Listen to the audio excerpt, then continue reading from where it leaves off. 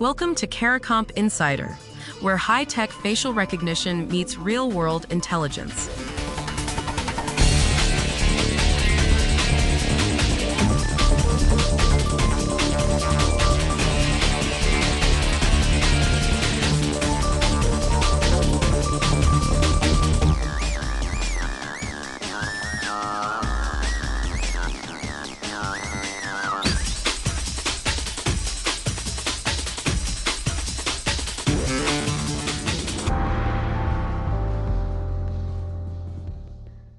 When you unlock your phone with your face, it doesn't actually see your face. Inside that fraction of a second, your face gets turned into a list of about 128 numbers. And the match it finds? That's not recognition. It's a distance calculation between two sets of abstract numbers. If that sounds unsettling, it should, but understanding it is exactly how you take the fear out of it. Anyone with a face and a phone is already part of this. The same math that unlocks your screen is now showing up in workplace tools, fraud checks, and case databases. And almost nobody understands what that match score actually means. So how does a face become a number, and why does that number get mistaken for the truth? Let's start with the step almost nobody sees. When a camera detects a face, it doesn't store a picture. It builds something called a template, a string of numbers describing your facial geometry. That template looks nothing like a face.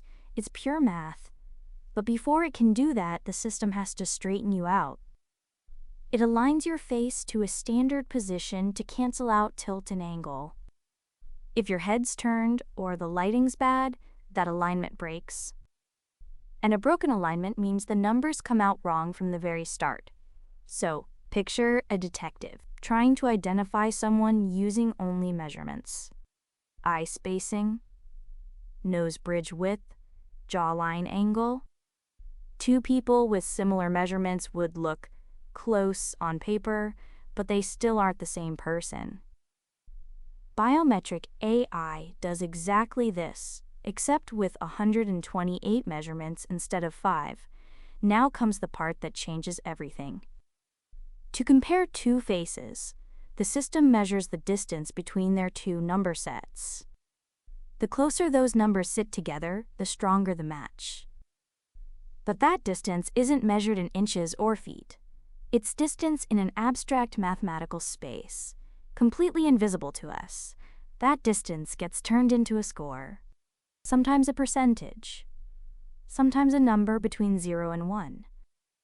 And here's something critical. Scores from different tools cannot be compared. An 85% match from one system means nothing next to an 85% from another. They're speaking completely different languages. For an investigator, that means a score from one tool can't be stacked against another in a case file. For the rest of us, it means that scary 95% match headline doesn't mean what it sounds like.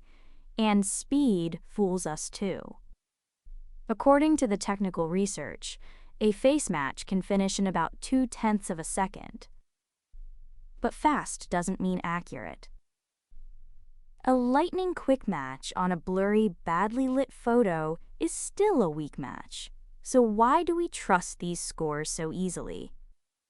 Because the screen shows us 95% match, and our brains read that as certainty. The design triggers the same instinct we use to recognize a friend in a crowd. But the algorithm isn't saying, this is them. It's only saying, these two number sets are sitting close together.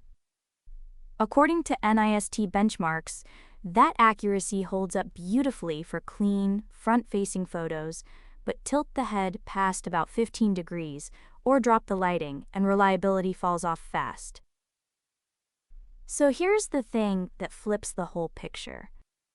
Biometric AI never recognizes anyone. It produces a number describing how close two patterns are, and that number is a similarity guess, not a fact about who you are. So let me leave you with the simple version. A computer turns your face into a list of numbers. Then it measures how close your numbers are to someone else's. A high score means these look similar. It never means this is definitely you. So whether you carry a badge or just carry a phone, that match score isn't a verdict. It's a measurement, and measurements can be wrong. The full breakdown's in the show notes if you want the deep dive. Now you know something most people in this industry don't. Use it. And when you're ready to put it to work, Caracomp.com. We'll see you tomorrow.